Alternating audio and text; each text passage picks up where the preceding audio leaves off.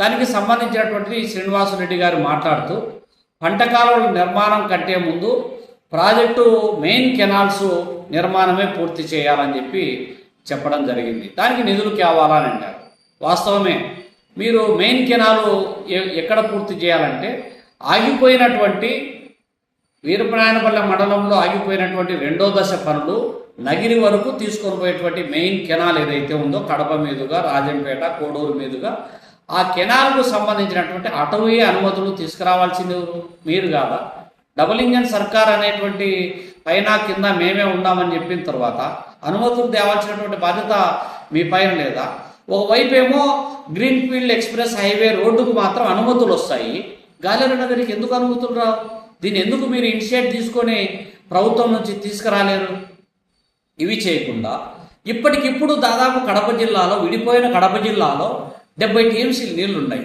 వాటిని వాడుకునే వెసులుబాటు లేదంటే దానికి సంబంధించినటువంటి సమాధానం చెప్పకుండా, దానికి కావలసినటువంటి నిధులు అడగకుండా, మీ అధినాయకత్వాన్ని ఒప్పించకుండా, మీ అధినాయకత్వం పైన ఒత్తిడి తీసుకురావడానికి చేతగాక దాన్ని డైవర్ట్ చేసేటువంటి పద్ధతిలో కమ్యూనిస్టులను పైన తూలనాడితే ఏం ఉపయోగము?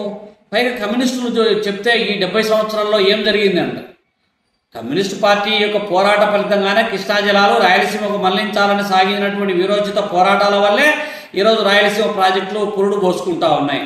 ఫలితంగానే మీరు పట్టించుకోకపోతే, మీ తెలుగుదేశం పార్టీ పట్టించుకోకపోతే అనేక పోరాటాల నేపథ్యంలోనే 2004లో అధికారంలోకి వచ్చినటువంటి రాజశేఖర రెడ్డి గవర్నమెంటు ప్రాజెక్టు నిర్మాణానికి కొంత నిధులు కేటాయించింది. ఈరోజు గండికోటలో నీళ్లు చూడగలుగుతున్నామంటే రాజశేఖర రెడ్డి చదువు అనేటువంటి వాస్తవాన్ని అంగీకరించకపోతే ఎట్లా?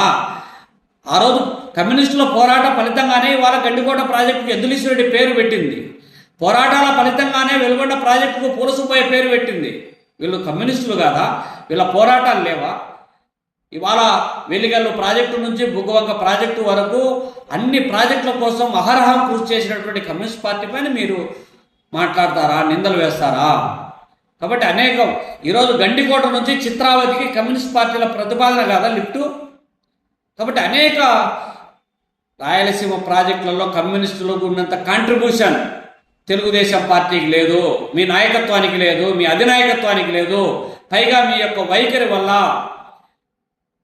ప్రాజెక్టు దండగా, వ్యవసాయం దండగా అని చెప్పడం మూలంగా నికర జలాలు కోల్పోయినా 2000 వరకు అమల్లో ఉన్నటువంటి బచావత్ ట్రిబ్యునల్ తీర్పు ప్రకారం ఇన్ టైంలో ప్రాజెక్టు పూర్తయింటే నికర జలాలు దక్కేటి.